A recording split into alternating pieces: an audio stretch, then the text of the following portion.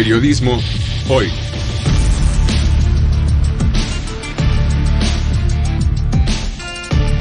Avatares, riesgos y transformaciones del oficio de informar.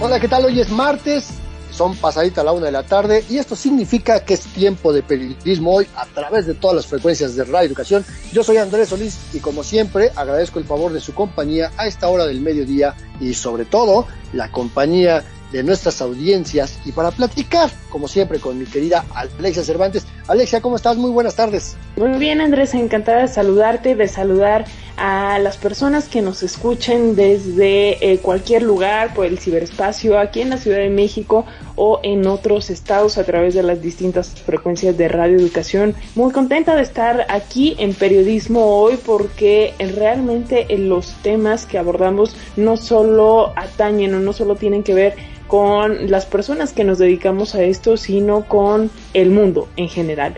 Y antes de ir de lleno al tema, quisiera que pues abordáramos un punto complicado, otro periodista asesinado en Veracruz, una entidad sumamente peligrosa para este ejercicio, para la libertad de expresión y me refiero en particular al reciente asesinato del periodista Jacinto Romero Flores. Andrés. Así es, Alexia, y mira, apenas platicábamos hace unos días sobre el caso de las amenazas contra la colega Susana Uresti y de cómo justamente en esta charla que tuvimos sobre el tema, hablábamos precisamente de la gran vulnerabilidad que como periodistas enfrentamos quienes reporteamos en los estados y sobre todo quienes reportean en las zonas más apartadas del país. El caso de Jacinto Romero, pues fue asesinado en calles de su pueblo, en el municipio de Iztazoquitlán, en el centro de Veracruz, una zona muy complicada que ha estado en disputa entre diferentes grupos del crimen organizado desde hace más de una década y que muestra una vez más esta gran vulnerabilidad de periodistas en lo local.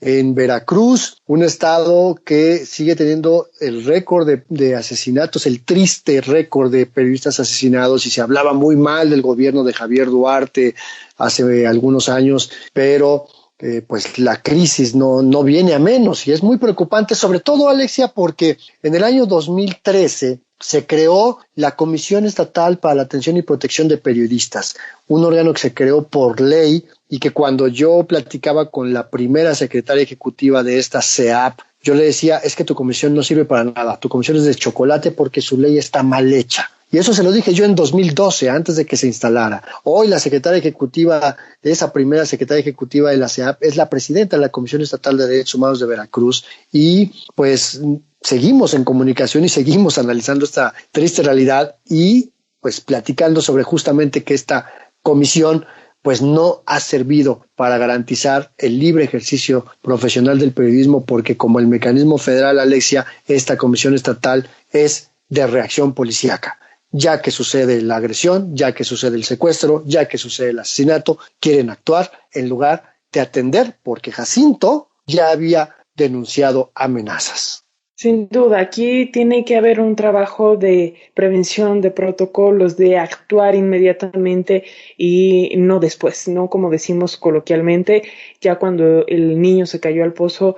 Híjole, la situación se torna todavía mucho más complicada. Claro que eso no quiere decir que se busque justicia por este crimen y en general todos los crímenes, las agresiones y los asesinatos en contra de periodistas. Pero bueno, queríamos abordar este tema, no lo queríamos dejar pasar de largo, es muy importante para nosotros, para este espacio, para Periodismo Hoy, poner el dedo en la llaga, por decirlo de alguna manera, y recalcar la necesidad de medidas de protección oportunas para periodistas.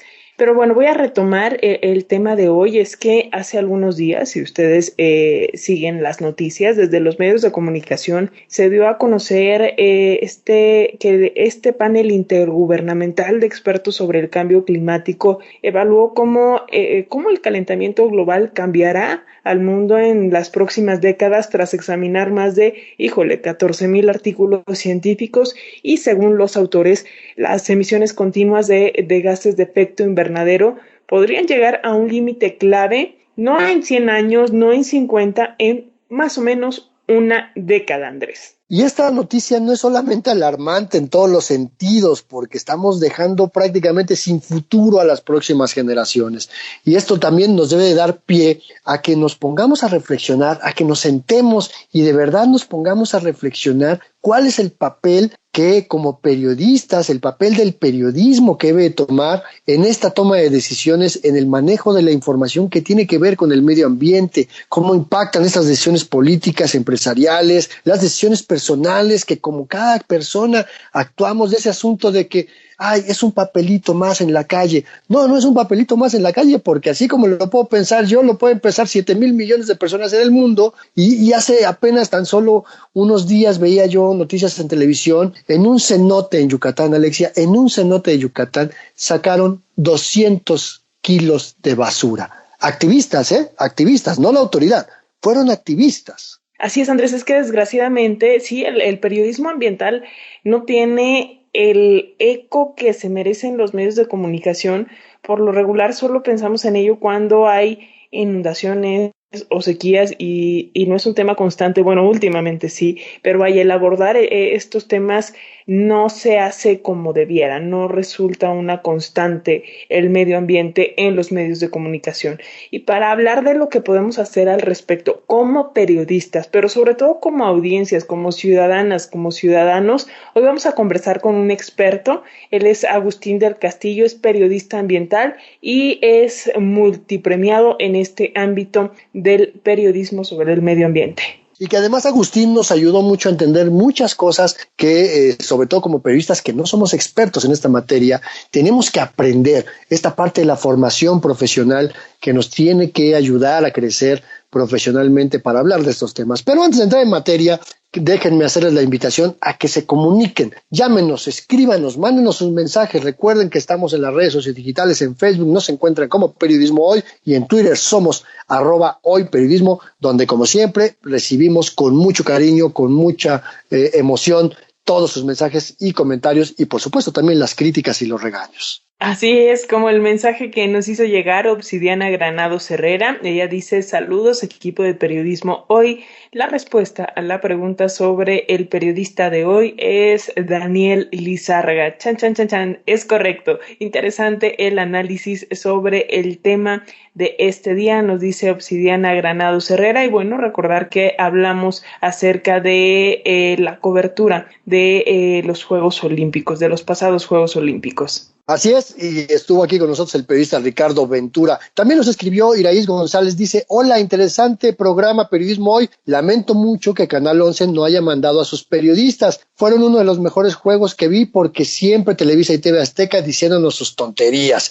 En Brasil aprendí de su cultura y la historia de nuestros atletas con la voz de Ricardo Rafael. Hoy tuve que seguirlo por Grupo Imagen y se queda corto con lo que Canal 11 hizo hace 5 años. Aprendí poquito y me molestaban sus tonterías. Canal 11 sí transmitió los Paralímpicos de Río. Complemento mi información con lo publicado en periódicos, en la web y en mi Radio Educación. Sí me levanté temprano a ver a los deportistas y le atiné cuando ganaron medallas de bronce. Me siento orgullosa de los atletas mexicanos. Muchísimas gracias, Iraíz González. Yo me sumo a tu comentario. Yo también estuve de repente desmañanándome para ver las competencias, que no el fútbol, soccer, sino todas las demás participaciones de la delegación olímpica mexicana, y así lo esperamos hacer ahora que arrancan los Paralímpicos, que además les tenemos una sorpresa en este programa. Pues ahí está. Saben que pueden encontrar nuestro podcast en www.e-medioradio.edu.mx y también en nuestras redes sociales. Como siempre, muchísimas gracias por todos sus comentarios. Y bueno, Andrés, ¿qué les parece si de una vez vamos con las primeras pistas de periodismo en persona del día de hoy? Hoy vamos a hablar de una de las voces más influyentes de la cultura mexicana del siglo XX, ¿no? ahora que estamos hablando justamente de la influencia de las letras como representantes de la cultura mexicana, sí, porque esta periodista fue editora en Novedades y en Excelsior. Además, también trabajó como guionista. Fíjate, ahí empezó su carrera como guionista en la XEW y como conductora en Radio Femenina. Era una de las críticas literarias más temidas de la prensa en sus años y fue directora de una revista que se llamaba El Libro y el Pueblo y que era editada por la Secretaría de Educación Pública, por la SEP. Y si ya saben de quién se trata, pues comuníquense aquí a todas nuestras vías de comunicación. Mientras, ¿qué les parece si escuchamos esta primera parte de nuestra entrevista sobre periodismo ambiental con Agustín del Castillo?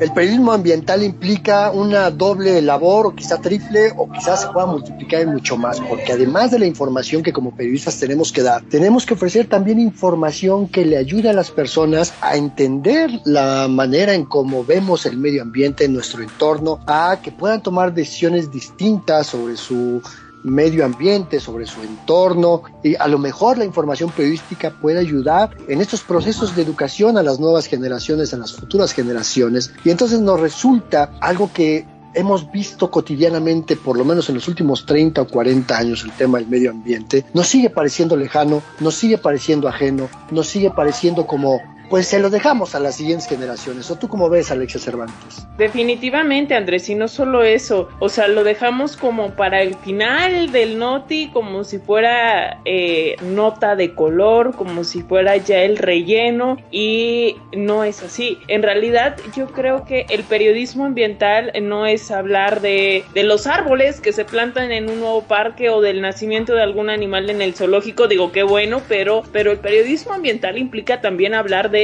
decisiones políticas que nos afectan a todos o de la falta de esas decisiones políticas, de lo que hacen las empresas, de construcciones, de obras públicas, híjole, de estudios internacionales y a veces hasta del consumo. Esta es una tarea compleja y a veces poco reconocida, este periodismo ambiental, pero para hablar de ello tenemos el gusto de conversar con un experto. Tenemos el gusto de conversar con Agustín del Castillo. Él es periodista desde hace más de 3 décadas y se ha especializado en temas de medio ambiente, desarrollo rural y urbano. Es ganador del Premio de Periodismo Ambiental de la Unión Internacional de Conservación de la Naturaleza y la Fundación Reuters para América Latina en 2008, del Premio Nacional de Periodismo Ambiental en 2006, 2010 y 2015, del Reconocimiento Nacional de Conservación de la Naturaleza en 2005, entre muchos otros premios. Es autor de los libros de reportaje y crónica Montañas de Jalisco, también de La Primavera en Llamas, Arterias de Vida, Los Ríos de Occidente,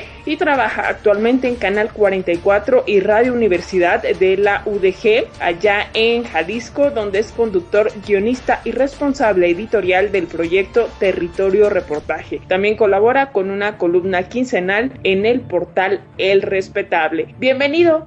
Muchas gracias por la invitación y un saludo a toda tu audiencia. Oye, Agustín, primero agradecerte que te des tiempo de platicar con Alexia Cervantes, con tu servidor Andrés Solís y sobre todo con las audiencias de este programa Periodismo Hoy en Radio Educación, en todas sus frecuencias, donde lo que queremos hacer es, pues, hablar de periodismo, pero para las personas que no son periodistas, explicar a la audiencia por qué hacemos lo que hacemos, por qué de repente nos metemos en temas tan locos y por qué de repente la gente nos ve como lo que somos, como una fauna muy extraña. Pero yo quisiera preguntarte, además de pedirte que en la primera oportunidad que tengas le des un saludo muy afectuoso a nuestro querido amigo Bruno, director de Respetable. Yo quisiera preguntarte primero, ¿qué es eso del medio ambiente? Porque muchas veces las personas lo vemos solamente como los arbolitos, las plantitas, los ríos y los valles. Pues fíjate que es la pregunta clave. La verdad es que el medio ambiente lo es todo. Vivimos en un territorio se dan las actividades políticas, sociales, económicas, culturales. Los recursos disponibles en el territorio son los que dan la oportunidad de desarrollar modelos de riqueza,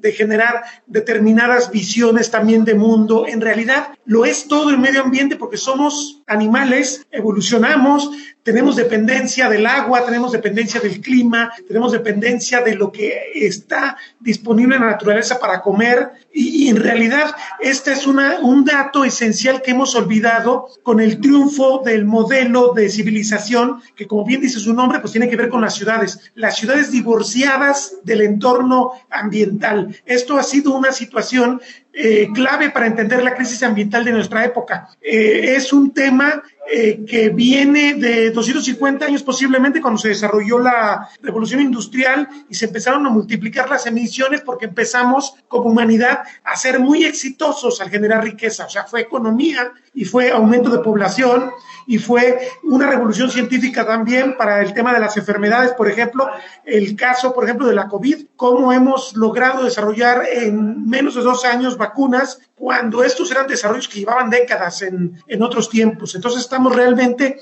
en una circunstancia en la cual el medio nos define, porque en realidad siempre nos ha definido, y tú comentabas al principio el tema de la dificultad de que la gente entienda la relevancia del medio ambiente. Pues en realidad el medio ambiente es el contexto. Todas las noticias tienen un contexto ambiental. Eso es lo que yo sostengo siempre. La noticia que uno piensa que no tiene nada que ver con el clima, con el paisaje, con la cantidad de árboles que hay, con la captura del carbono, las cosas que hacen pues los servicios ambientales, la realidad es que nos equivocamos y pensamos que no. Tiene mucho que ver, está reflejado en todas nuestras actividades como seres humanos y como sociedad, y eso es justamente lo que hay que tratarle de vender al editor primero. También señalaba Alexa una cosa que es esencial. Y no nada más recordar que estamos en medio de una pandemia, Agustín. Exactamente. Oye, pero ¿cuál es la importancia del periodismo ambiental? ¿Cuál dirías tú que es el objetivo?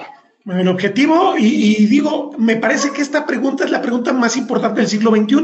La verdad es que la narrativa va a estar, de todas las crisis económicas, sociales y políticas, va a estar encadenada al tema del cambio climático. El cambio climático es la crisis ambiental, es la crisis que hemos generado los seres humanos por las emisiones masivas de gases de efecto invernadero. Todos estamos de algún modo ligados porque todos generamos con nuestro estilo de vida pues una huella ecológica que sumada, somos 7.500 millones de personas, pues hemos generado un problema muy serio para el planeta. Esto va a ser ya la realidad para nosotros que estamos en auge como generación y para todos los que vienen, nuestros hijos, nuestros nietos cuando aparezcan, que esperemos que se ocurra, nuestros bisnietos, si los vemos o no, pero realmente es como un momento muy clave para la humanidad y en ese sentido tenemos que entender que el periodismo ambiental tiene que pasar de las páginas finales o del relleno que tú mencionabas, Alexa, a las páginas principales. Por ejemplo, el tema de los desastres. Los desastres siempre se han tratado de entender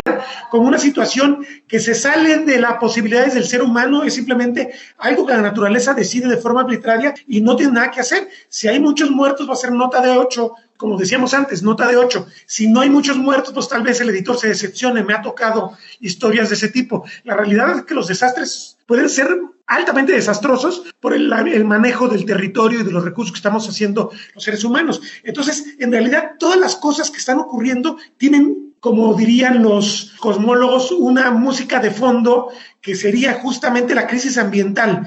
Y esto es muy importante que las audiencias lo entiendan y que lo entiendan primero los editores y los periodistas mismos lo entendamos, porque en realidad toda nuestra especialización en áreas como cultura, economía, política, no puede dejar a un lado o hacer marginal el tema de la crisis ambiental. Como tú bien mencionabas, las situaciones políticas, las decisiones más graves políticas o no decisiones tienen que ver con la crisis ambiental, lo queramos o no, y entonces bajo esa premisa yo diría que es muy importante que la gente comprenda, porque a final de cuentas el periodismo es una herramienta de la sociedad para que la sociedad tome decisiones, como bien señalaba Andrés. Si no tenemos capacidad para mandar un mensaje claro y contundente de la crisis ambiental y cómo va a cambiar nuestras vidas, la vida de cada persona que habita la Ciudad de México, la Ciudad de Guadalajara, la de Monterrey, o las playas en la zona de Acapulco, en la zona de Cancún, pues entonces no estamos haciendo periodismo eficiente. Fíjate que tocas un tema muy relevante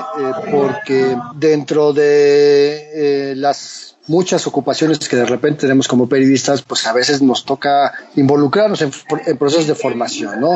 Yo doy clase en un diplomado de periodismo especializado en la Universidad Nacional y el módulo que yo imparto es precisamente sobre la cobertura de situaciones de emergencia. Y lo primero que les digo a los colegas estudiantes, a nuestros colegas, a nuestros pares, es que los desastres naturales no existen. No existen los desastres naturales. Existen fenómenos de la naturaleza que dejan un desastre. Pero el desastre es consecuencia de la acción o la inacción humana, ¿no? Que es, pues construimos donde no debemos, no tenemos las precauciones de las carreteras, de poner diques, etcétera. Todo esto que es lo que causa que haya inundaciones, deslaves y todo este tipo de fenómenos, ¿no? Pero entonces, ¿cuál es el papel que como periodistas tenemos que jugar en estos momentos donde tenemos que hablar de estos entornos, de estos medios ambientes, de cómo nos insertamos como sociedad en ellos? Pues a final de cuentas es regresar a la vieja escuela del periodismo y recuperar las viejas ambiciones que se han ido perdiendo, yo creo que de forma muy dramática con este auge de lo instantáneo, de las redes sociales, de yo gano la nota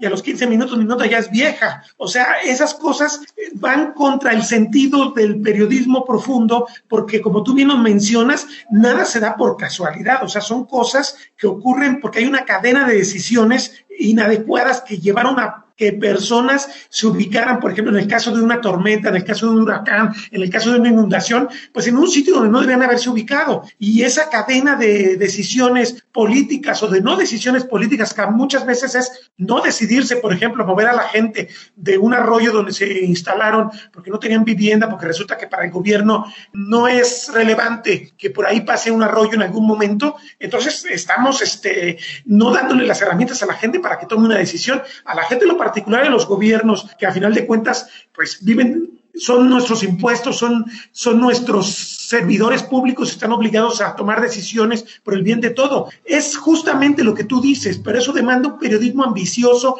un periodismo de largo aliento, un periodismo de seguimiento, un periodismo que no se muera al día siguiente. Y me parece que en ese sentido tenemos que recuperar las viejas escuelas, porque en realidad el periodismo puede cambiar sus opciones y además la revolución tecnológica es maravillosa, pero debemos no perder la lógica de la narrativa de largo aliento que hace que la gente tenga una información completa, bien ponderada, que esto es muy importante también. O sea, estamos compitiendo también contra las fakes, contra muchísimas posverdades, contra muchísimos datos alternativos. Necesitamos ser muy rigurosos para demostrarle a la gente que es mejor lo que yo informo en un portal de noticias a lo que informa un bloguero determinado, que puede ser bueno o malo, porque hay bloggers buenos también, estoy de acuerdo, o youtubers, pero en ese sentido tenemos que exigirle que cumpla la metodología básica del periodismo para que digamos sí te puedo creer porque tú me estás dando las pruebas, las evidencias, las corroboraciones con las cuales yo voy a decir esto es lo que está pasando realmente, esto me lo está diciendo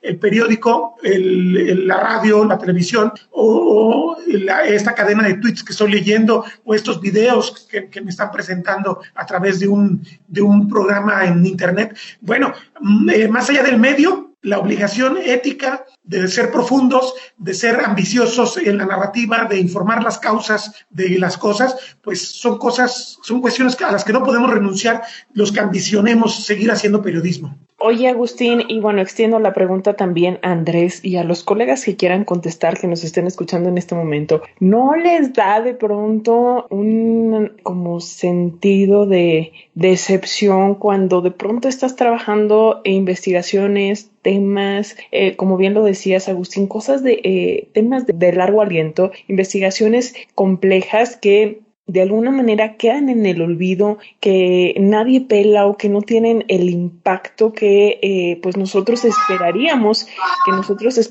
que tuvieran, ¿no? Para poner un poquito en contexto a la gente que nos escucha, pues decirles que Agustín del Castillo es ganador, como ya lo decíamos, del Premio Nacional de Periodismo Ambiental de varios años, entre ellos el 2010, con un trabajo, si no me equivoco, titulado México perderá sus glaciares, por el calentamiento terrestre, la nieve que desaparece. Y hoy por hoy creo que nada más queda el glaciar de Jamapa en el pico de Orizaba, que es el último de México. Y pues si ustedes siguen las noticias, recordarán que hace algunos meses se declaró oficialmente la desaparición del glaciar Ayoloco en el Iztaccíhuatl, ¿no? Entonces, de alguna manera, es como, no sé, este sentimiento de que no tiene la repercusión que debiera estos temas. ¿Qué podemos hacer?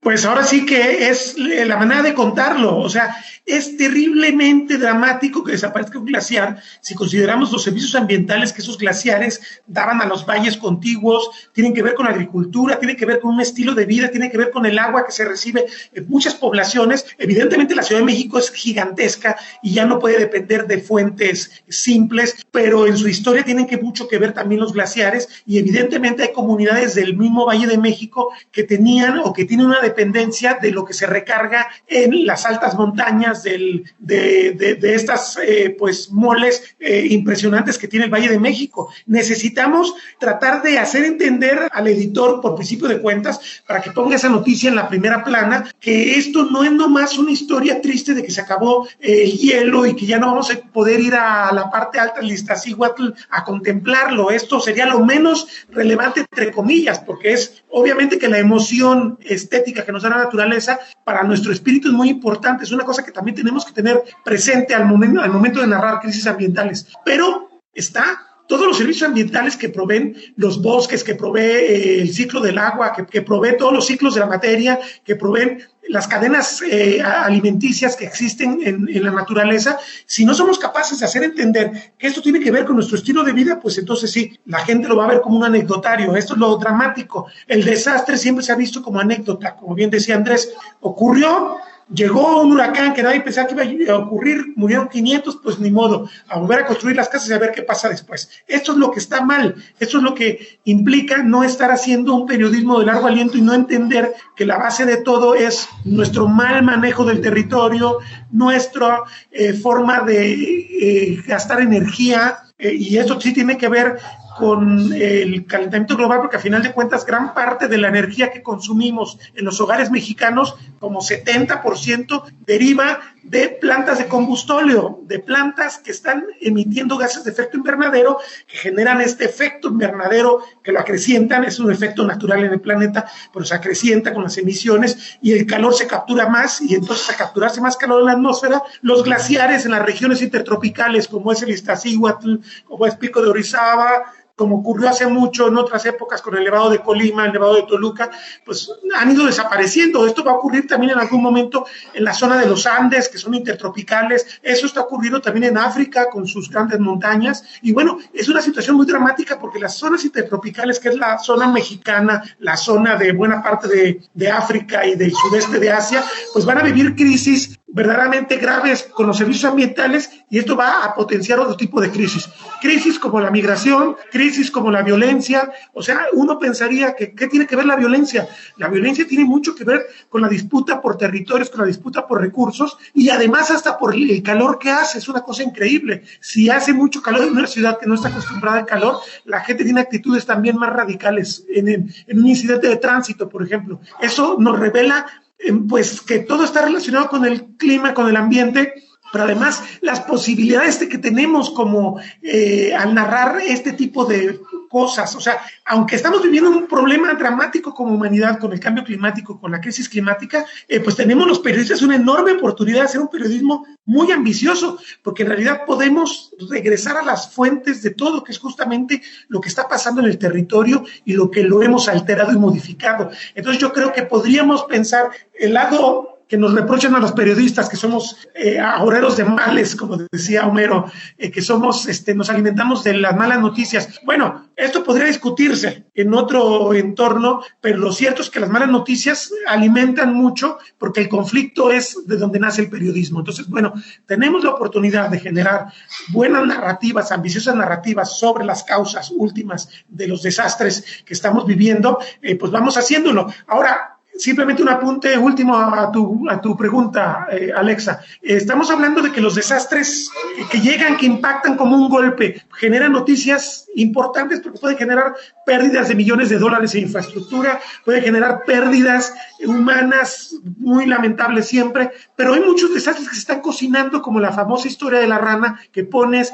en una cazuela con agua y que está tibiecita y la rana nunca se mueve hasta que está cocida. Y esto sería la mejor metáfora de cómo estamos contando las historias mal, las estamos contando como si fuera el tema de una rana que se siente cómoda y que no entiende que estamos contándole cosas de las cuales depende muchas veces hasta su vida y no dudemos su economía, su estilo de vida, la forma en que tiene hasta de divertirse o de conocer o de acceder a diferentes beneficios en sus propias comunidades. Bueno, esta historia de la rana es la perfecta. Tenemos que hacer entender a los editores que la rana se va a cocer y que si no llamamos la atención con energía y fuerza y con ambición en el relato que estamos contando en el día a día de que eso está sucediendo, pues la gente no va a tomar nota de que realmente tiene que tomar decisiones ya.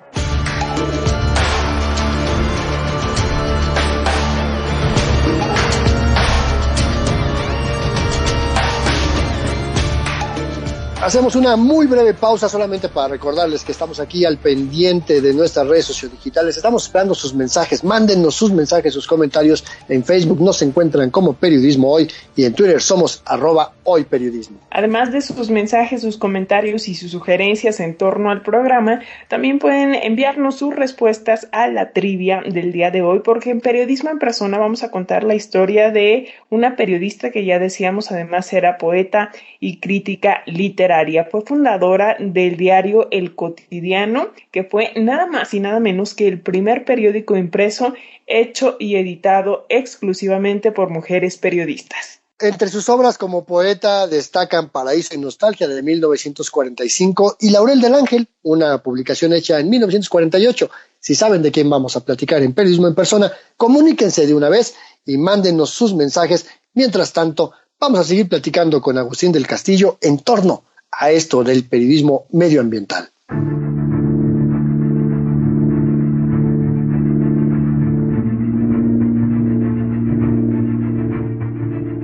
Estamos platicando con Agustín del Castillo, periodista especializado en medio ambiente, ganador de premios nacionales de periodismo que tienen que ver con sus coberturas precisamente sobre estos temas, autor de libros y que actualmente trabaja en un medio público, en un medio hermano que es UDG, la Universidad de Guadalajara. Y mira, déjame decirte, Agustín, yo vivo en Toluca y lo primero que veo al levantarme es el ex nevado de Toluca, porque ya no está nevado, ¿no? Y bien lo señalabas, ¿no? Pero hablabas de convencer a los editores de cómo insertar los temas en la agenda mediática. Pero también hay otro tema que me parece muy relevante, porque para que lleguemos a ese punto donde podamos exigir a los editores, a las editoras que nos tomen en cuenta estos temas, pues tenemos que aprender sobre esto. Y el tema medioambiental es sin duda una especialización dentro del periodismo. Y ahorita tú hablabas, por citar un ejemplo muy, muy elemental, hablabas de los servicios ambientales, ¿no? Que es justamente eso que la humanidad obtiene gracias a la naturaleza o que la propia naturaleza le provee a otros entornos, a otros seres vivos. Entonces, ¿qué necesitamos aprender como periodistas? ¿Dónde nos entrenamos? ¿Dónde nos capacitamos para poder empezar a hacer un periodismo con visión de medio ambiente? Fíjate que vivimos una época muy difícil en el periodismo, no me dejarás mentir. Estamos viviendo este trastorno que generó la revolución digital, el modelo de negocios viejos, sobre todo en los medios privados, que son la mayoría de los medios, pero que de algún modo también a los medios públicos los afecta porque los presupuestos no siempre son, si tú comparas el presupuesto que tienen ustedes o que tenemos nosotros en comparación con lo que tienen grandes cadenas o tenían grandes cadenas para hacer periodismo, pues no había comparación, nunca hubo comparación. Entonces, la crisis digital ha hecho que los medios privados, que tal vez tenían a veces más recursos, estén dejando de tener recursos. Los medios públicos dependemos de la asignación presupuestal que se da cada año y esto, pues, hay que reconocer que hay un gran compromiso de parte de las instituciones públicas porque se han logrado sacar adelante muchos proyectos, pero esto es un poquito endeble porque a final de cuentas nunca son suficientes los recursos. ¿Y a qué voy? Yo en otras épocas me tocó medios, trabajé mucho en medios privados también, me tocó mucho medios que apostaban fuertemente por la capacitación. Evidentemente, creo que tendríamos que reconfigurar la carrera de periodismo o carreras afines. A mí me tocó una época que se llamaba más bien Ciencias de la Comunicación, la carrera normal que se estudiaba en las universidades mexicanas. Tal vez la Septién García era la única que siempre mantuvo periodismo, pero casi todas partes se estudiaba Ciencias de la Comunicación. Se ha vuelto mucho al tema del periodismo, pero seguimos sin configurar las carreras de manera de que se salga con cierta tendencia a la especialización periodista, sobre todo especialización temática, porque pueden tener preparación para ser publicistas, para dedicarse a medios electrónicos o para dedicarse a prensa, que son divisiones clásicas, pero esto no te da la capacidad para abordar la temática ambiental, ni la económica, ni la política. Desgraciadamente, lo que hemos vivido siempre en México y en muchos lugares del mundo es que te vas especializando sobre la marcha. Te vas especializando, entrevistando personas que saben mucho. Yo te digo que esa fue mi ruta. Yo entrevistando muchísimos científicos de esta región y de otras regiones del país, porque ahí se va dando una cadena de confianza que es muy importante. Yo genero primero temas locales, un investigador me pasa evidencias, datos, me pasa otro contacto, le dice al otro contacto, es confiable este periodista, le puedes dar la información, la va a manejar de forma adecuada. Y bueno, vas generando una cadena de confianza que va aumentando tus contactos y puedes salir de la región y puedes ir buscando cosas, relatos más ambiciosos, pero es un proceso de aprendizaje en el cual hay mucho ensayo-error, porque nadie te dice, sobre todo los que de algún modo nos tocó en los años 90 empezar pues a darle más peso a este tipo de temáticas, pues nos tocaba equivocarnos porque no había quien nos enseñara el tema, salvo estos científicos, y ahí hay un agradecimiento enorme para muchos científicos de Guadalajara, de la UNAM, de Jalapa, de la zona de Mar Caribe, de acá de la península de Baja California, mucha gente que he conocido, valiosísima, que me ha enseñado muchísimas cosas, pero eso no puede ser el método, uno, porque es muy largo de aprendizaje. Quizás a mí me tocó la época en que era más lento todo, el mundo no transcurría tan rápido, no había redes sociales en los años 90, pero ahora ya la cuestión ya nos atrapó. Necesitamos entonces que los que de algún modo generamos ya un conocimiento más pragmático, más práctico que otra cosa, podamos tener la forma de transmitir para ayudar a las nuevas generaciones a que aprendan más rápido. Y por supuesto, pues lo que yo siempre les digo cuando tengo oportunidad de platicar con colegas que quieren llegar a ser periodistas en el tema ambiental, pues ahora sí que muchísima humildad, muchísima lectura, muchísimo conocer. Aquí cuenta mucho también, me podrán criticar, pero es un tema de voluntarismo, es un tema de compromiso personal, y creo que cualquier profesión lo tiene, y seguramente esa actitud y esa posibilidad va a ayudar a muchos a que este tipo de pues abismos que hay entre el conocimiento y la ignorancia se puedan librar con más rapidez. Y bueno, también la humildad implica que los que estamos ya con más años de carrera tengamos siempre a disposición para, a ver, tengo este tema, tengo esta duda, ¿cómo te consulto? ¿Cómo lo abordo? ¿Qué me recomiendas? Pásame contactos. Esas son cosas que tenemos que construir de forma más sólida, lo que ahora se llama periodismo colaborativo, que tiene muchísimas ventajas. Una ventaja es esta, que para mí es capital. Hay otras ventajas hasta en temas de seguridad. En temas de seguridad, por ejemplo, es inevitable ya el asunto de seguridad, porque los territorios están en manos de poderes fácticos que en este momento no están controlados en muchas partes. ¿Cómo logras entonces evitar un riesgo menor? Pues este periodismo colaborativo, esto de que todos nos juntamos para sacar una noticia con determinada coordinación, nos va a ayudar a que se desvíen las miradas a muchas partes y tengamos menos exposición. Son cosas que pueden suceder y son cosas que nos ayuda el periodismo colaborativo. Me parece que tenemos que derrotar este exceso de competitividad que tenemos en el periodismo, que yo no estoy en contra de competir por la noticia, pero sí tenemos que empezar a reconocer que el reto que tenemos es demasiado grande. Y si no construimos estas redes de ayuda, no vamos a poderlo sacar. Y ejemplos a nivel internacional los tenemos con el Panama Papers y otros grandes esfuerzos de investigación a nivel mundial. Pero fíjate que acabas de mencionar algo que yo quería preguntarte, qué bueno que me das pie, porque me parece fundamental, porque es una realidad que hemos visto en años recientes, y que es precisamente la manera en cómo las bandas del crimen organizado, los poderes fácticos, han tomado el control de muchas zonas que dependen precisamente de los servicios ambientales de pues estos ambientes, ¿no? Que imponen sus condiciones, y está el asunto de la tala clandestina, la pesca furtiva, que no es solamente lo que tiene que ver con sustancias tóxicas, con enervantes, con drogas, el crimen organizado, sino que se han diversificado en estos negocios. ¿Cuáles son los riesgos de hacer periodismo en este contexto? Pues prácticamente si te dedicas al periodismo ambiental corres casi el mismo riesgo a que te dediques al periodismo de seguridad, de temas de violencia o al periodismo político. La realidad es que el riesgo está en el territorio. Quizás es una lección dura, amarga, de lo que yo dije al principio. Todo está en el territorio y a final de cuentas hasta los cárteles lo entendieron. El control del territorio te da el control de la economía, te da el control de la política. Es increíble lo que sucedió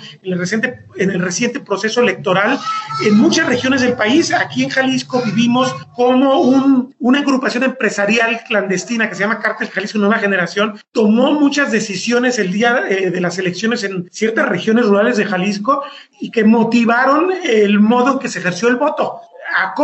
¿Qué tan profundo fue esto? ¿Qué tanto alteró lo que los ciudadanos querían hacer respecto a sus autoridades? Es una cuestión que tendrá que seguirse documentando. Pero es clarísimo que ya entendieron ellos muy bien que el control del territorio es el control de todo. Yo voy a las regiones rurales del occidente o voy a Michoacán o a Guerrero hablando de cosas que traigo más frescas de conocimiento y siempre es la autoridad. No tiene ningún caso que tú le pidas un permiso a la Semarnat, que tú demandes ante Profepa alguna situación anómala, si tú no traes el permiso del jefe de la plaza. Eso es una cosa espeluznante porque es la derrota del Estado de Derecho. Pero sí, muchos agricultores, muchos campesinos de estas regiones me dicen, señor, vaya con don fulano porque él es el que le va a dar el permiso de cortar esos palos. No me traiga a mí permisos del gobierno.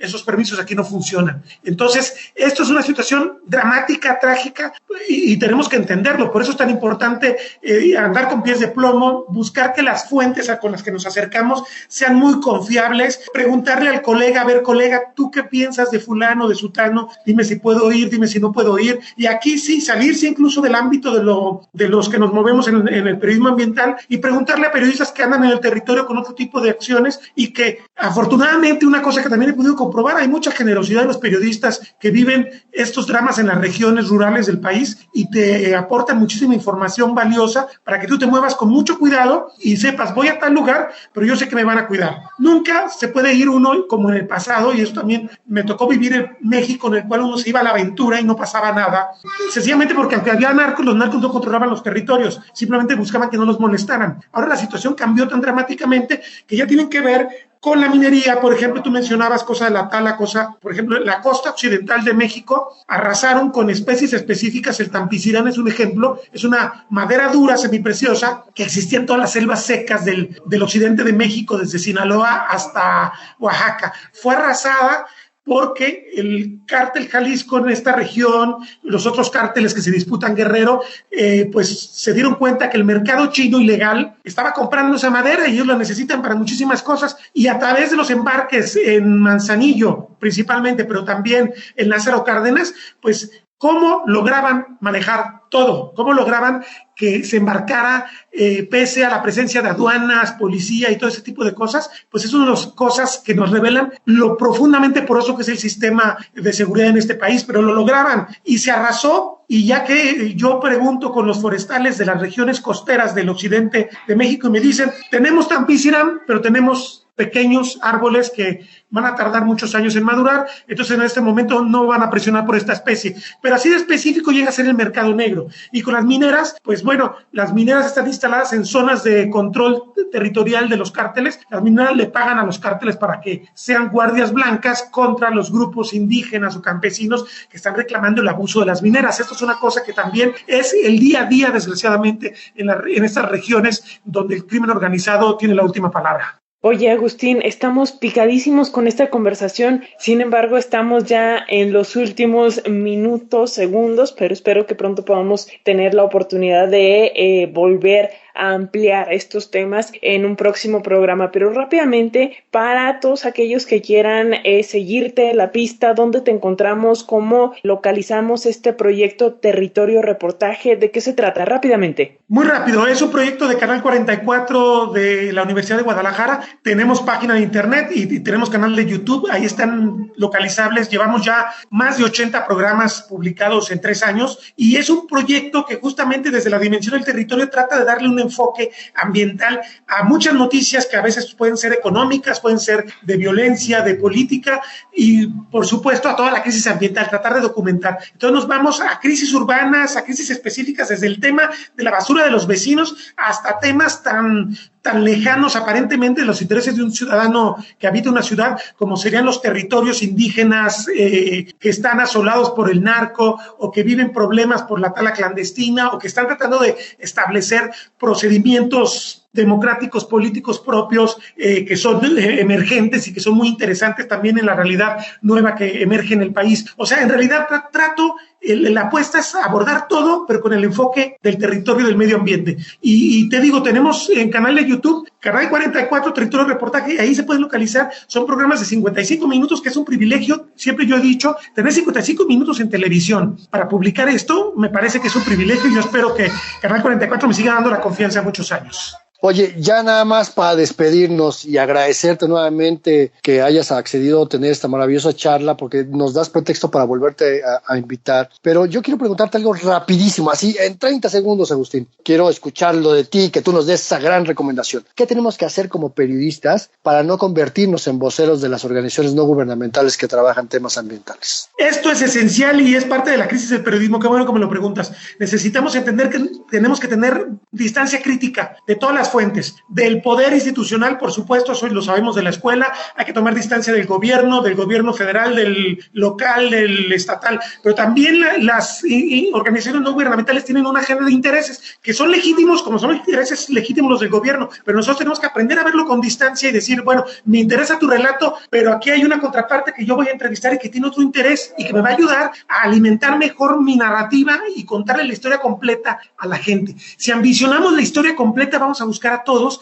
y vamos a poder tomar esa distancia crítica que es muy buena hasta para los intereses de las ONGs y del gobierno, que haya un periodismo que no tenga ese compromiso directo con ellos, pero que diga, a ver, caray, esta es la realidad y vean mi agenda, vean que yo sí estoy correspondiendo al tema, pero eso tú lo lograste buscando cribas, buscando distancia crítica. A ver, tú me das esta información, yo tengo que verificar que sí sea real. Entonces, si hacemos el periodismo en el mejor sentido de que el periodismo tiene que ser, pues, buscar las evidencias, como decía un maestro, si yo digo que la burra es parda es porque tengo los pelos de la burra en la mano. Eso tenemos que mostrarlo y esto va a llevar a que cuestionemos lo que nos están aportando. Ese documento, qué tan cierto es, no fue fabricado, si fue fabricado, voy con otras fuentes a corroborarlo, voy con el gobierno, si la ONG me pasó la primera información, a ver qué me dice la entidad de medio ambiente o de otro tipo, voy con el poder fáctico, entre comillas, quizás el narco no me lo vaya a dar, pero un minero tal vez sí me dé la entrevista o un talamonte. Son cosas que hay que hacer siempre. Hay que buscar entrevistar a todas las partes. Me parece que esta es la receta más, que ayuda más a que construyamos mejor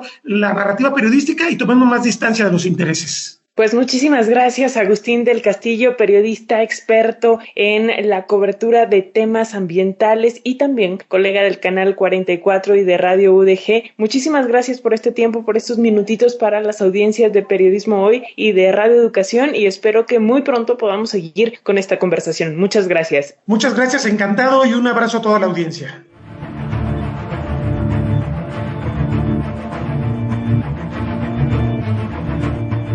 Bueno, estas charlas sobre temas tan interesantes siempre nos van a dar de qué hablar y nos dan pretexto para no agotar el tema en un solo programa. Así es que vamos a volver a hablar de periodismo ambiental en un futuro no muy lejano. Pero si quieren volver a escuchar la charla con Agustín, ¿qué les parece si se meten a la página de Radio Educación, buscan el podcast de Periodismo Hoy y ahí lo van a poder descargar, escucharlo nuevamente, y si tienen un dispositivo electrónico de la marca de la manzanita, simplemente suscríbanse a nuestro podcast y en automático cada semana se les va a descargar en su dispositivo. Así es que denle clic y escuchen Periodismo Hoy en su versión de podcast. Así es, a partir de mañana miércoles. Pero bueno, vamos de una vez. Ya llegó el momento de nuestra sección Periodismo en Persona, una sección que prepara Andrés Solís y que está dedicada hoy a una de las voces más influyentes de la cultura mexicana del siglo XX, periodista, poeta y guionista pionera en la radio mexicana.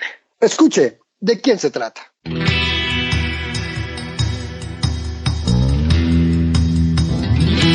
Periodismo en Persona. Hoy dedicado a Margarita Michelena.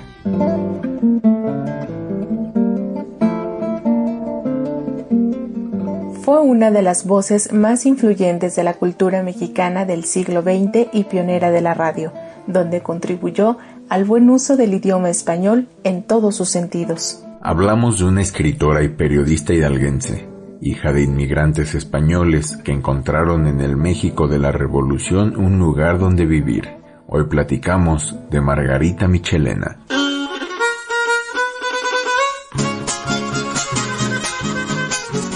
Margarita Michelena nació el 21 de julio de 1917 en Pachuca de Soto, capital de Hidalgo, siendo hija de un matrimonio de inmigrantes españoles que antes vivieron en Francia. En su ciudad natal realizó sus primeros estudios hasta que tuvo edad y oportunidad de trasladarse a la Ciudad de México para inscribirse en la Facultad de Filosofía y Letras de la Universidad Nacional Autónoma de México. Apenas egresada y siendo muy joven, Michelena ya comenzaba a escribir sus primeros poemas que pasaban casi desapercibidos por la falta de espacios donde publicar. Sin embargo, sus habilidades en la redacción y la escritura la volvieron una de las pioneras de la radio, al conseguir empleo como guionista en la joven radiodifusora XCW a inicios de la década de los años 30.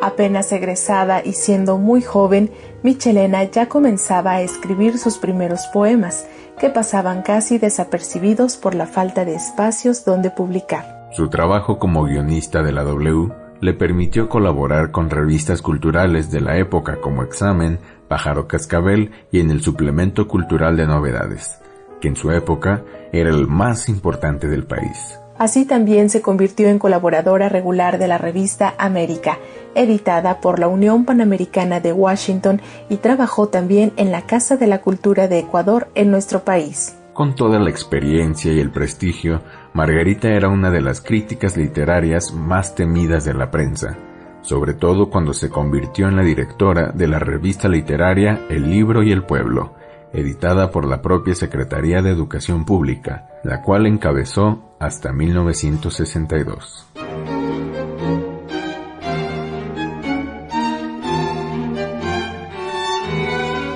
Como escritora cuenta con una larga lista de títulos entre los que destacan Paraíso y Nostalgia de 1945, Laurel del Ángel de 1948, La Tristeza Terrestre de 1954, El País Más Allá de la Niebla de 1968, todos compilados en la obra Reunión de Imágenes de 1969. Y aunque se convirtió en la poetisa más importante de su generación, la labor periodística de Margarita Michelena la colocó en un lugar muy especial de la historia reciente del periodismo mexicano. A finales de los años 70, la literata emprendió una aventura que sentó un precedente fundamental en el movimiento feminista en México. En 1980 vio la luz el Diario Cotidiano, el primer periódico impreso hecho y editado exclusivamente por mujeres periodistas que, sin ser abiertamente feminista, sí tuvo como meta fundamental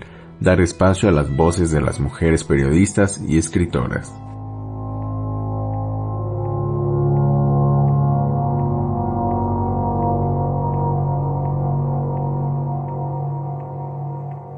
Margarita Michelena murió el 27 de marzo de 1998, víctima de un derrame cerebral a los 80 años de edad y con casi 60 años de trayectoria en las letras y el periodismo. Su amplio legado incluyó, además de sus textos y críticas literarias, su incansable esfuerzo por enriquecer el idioma español a través de un programa de radio sobre lo que ella llamaba minucias lexicográficas.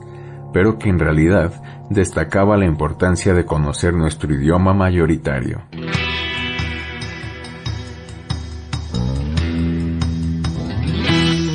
Pues ya llegó la hora de despedirnos, de verdad, como siempre, muchísimas gracias por sintonizarnos en las distintas frecuencias de Radio Educación. Andrés, se nos acabó el tiempo. Se nos acaba el tiempo como siempre, Ale, pero recuerden que tenemos una cita todos los martes pasadito a las 13 horas, mientras iniciamos la conversación o la continuamos como lo quieran ver a través de nuestras redes sociales digitales, en Facebook Periodismo Hoy, en Twitter @hoyperiodismo. Ahí nos seguimos leyendo y seguimos en constante comunicación como siempre. Andrés Solís, un gusto también estar aquí en este espacio y compartirlo con las y los radioescuchas de Radio Educación, y hasta la próxima. Alicia Cervantes, un placer compartir este espacio contigo. Nos escuchamos la próxima semana.